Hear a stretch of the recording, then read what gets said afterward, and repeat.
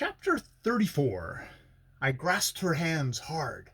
"What is it?" I began. Then, looking round, I saw that the hall was full of panic-stricken servants, some of whom came forward, confusedly murmuring together about being afraid and not knowing what to do. I motioned them back by a gesture and turned again to Mavis Clare. "Tell me, quick, what is wrong?" "We fear something has happened to Lady Sybil," she replied at once. "Her rooms are locked, and we cannot make her hear. Her maids got alarmed, and ran over to my house and asked me what was best to be done. I came at once and knocked and called, but could get no response. You know the windows are too high to reach from the ground, there's no ladder on the premises long enough for the purpose, and no one can climb up that side of the building. I begged some of the servants to break open the door by force, but they would not. They were all afraid, and I did not like to act on my own responsibility, so I telegraphed for you." I sprang away from her before she had finished speaking and hurried upstairs at once. Outside the door of the anteroom, which led into my wife's luxurious suite of apartments, I paused, breathless. "Sybil!" I cried. There was not a sound. Mavis had followed me and stood by my side, trembling a little. 2 or 3 of the servants had also crept up the stairs and were clinging to the banisters, listening nervously. "Sybil!" I called again. Still absolute silence. I turned round upon the waiting and anxious domestics with an assumption of calmness. "Lady Sybil is probably not in her rooms at all," I said. "She may have gone out unobserved. This door of the antechamber has a spring lock. It can easily get fast shut by the merest accident. Bring a strong hammer, or a crowbar, anything that will break it open. If you had sense, you would have obeyed Miss Clare, and done this a couple of hours ago."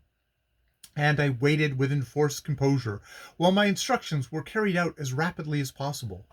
2 of the men servants appeared with the necessary tools, and very soon the house resounded with clamorous blow after blow was dealt upon the solid oaken door for some time without success. The spring lock would not yield, neither would the strong hinges give way. Presently, however, after 10 minutes' hard labor, one of the finely carved panels was smashed in, then another, and, springing over the debris, I rushed through the anteroom into the boudoir, then paused, listening, and calling again, "Sybil!" No one followed me. Some indefinable instinct, some nameless dread, held the servants back, and Mavis Clare as well. I was alone, and in complete darkness. Groping about, with my heart beating furiously, I sought for the ivory button in the wall, which would, at pressure, flood the rooms with electric light, but somehow I could not find it. My hand came in contact with various familiar things which I recognized by touch, rare bits of china, bronzes, vases, pictures, costly trifles that were heaped up, as I knew, in this particular apartment, with a lavish luxury and a disregard of cost benefiting a wanton Eastern empress of old time. Cautiously feeling my way along, I started with terror to see, as I thought, a tall figure outlined itself suddenly against the darkness, white, sepulchral, white, spectral, and luminous, a figure that, as I stared at it aghast, raised a pallid hand and pointed me forward with a menacing air of scorn. In my dazed horror at this apparition, or delusion, I stumbled over the heavy, trailing folds of a velvet portiere, and I knew by this that I had passed from the boudoir into the adjoining bedroom. Again I stopped, calling, "Sybil!" but my voice had scarcely strength enough to raise itself above a whisper. Giddy and confused as I was, I remembered that the electric light in this room was fixed at the side of the toilet table, and I stepped hurriedly in that direction, when all at once, in the thick gloom, I touched against something clammy and cold, like dead flesh, and brushed against a garment, and exhaled faint perfume, and rustled at my touch with a silken sound. This alarmed me more thoroughly than the spectre I fancied I had just seen. I drew back shudderingly against the wall, and in so doing, my fingers involuntarily closed on the polished ivory stud, which, like a fairy talisman in modern civilization, admits radiance at the owner's will. I pressed it nervously. The light blazed forth through the rose-tinted shells which shaded its dazzling clearness, and showed me where I stood, within an arm's length of a strange, stiff, white creature that sat staring at itself in the silver-framed mirror with wide-open, fixed, and glassy eyes. "Sybil!" I gasped. "My wife!" But the words died chokingly in my throat. Was it indeed my wife, this frozen statue of woman, watching her own impassive image thus intently? I looked upon her wonderingly, doubtingly, as if she were some stranger. It took me time to recognize her features, and the bronze gold darkness of her long hair which fell loosely about her in a lavish wealth of rippling waves. Her left hand hung limply over the arm of the chair in which, like some carven ivory goddess, she sat enthroned, and, trembling, slowly, reluctantly, I advanced and took that hand. Cold as ice it lay in my palm, much as though it were a waxen model itself. It glittered with jewels, and I studied every ring upon it with a curious, dull pertinacity, like one who seeks a clue to identity. That large turquoise in a diamond setting was a marriage gift from a duchess. That opal her father gave her. The lustrous circle of sapphires and brilliants surmounting her wedding ring was my gift. That ruby I seemed to know.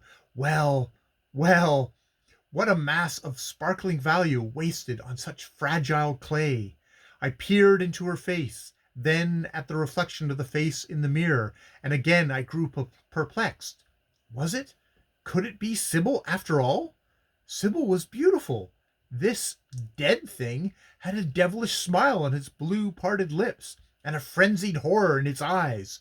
Suddenly something tense in my brain seemed to snap and give way.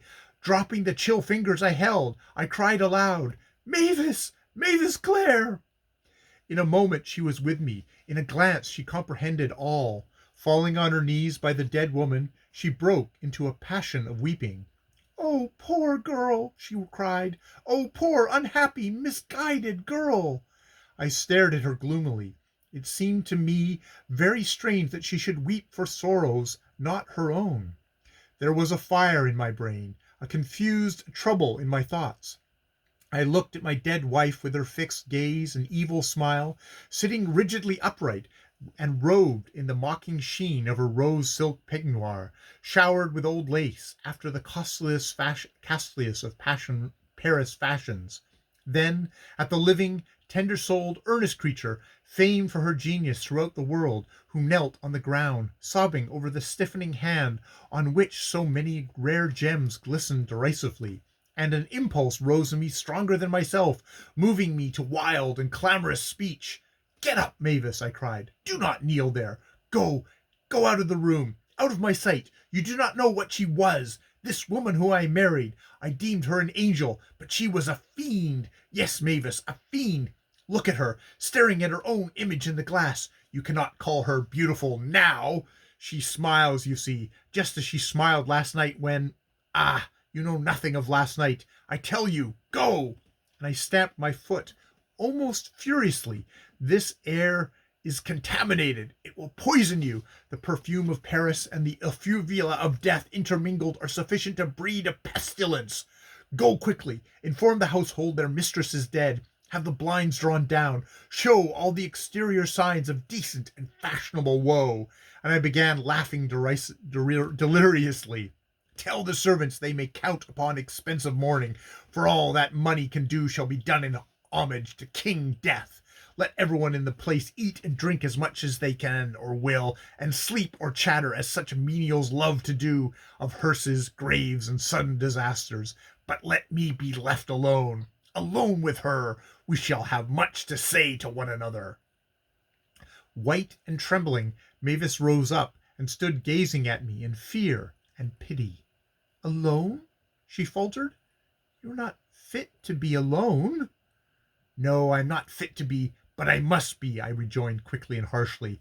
"This woman and I loved after the manner of brutes, and were wedded, or rather mated, in a similar manner, though an archbishop blessed the pairing, and called upon heaven to witness its sanctity. Yet we parted ill friends, and dead though she is, I choose to pass the night with her. I shall learn much knowledge from her silence. Tomorrow the grave and the servants of the grave may claim her, but tonight she is mine."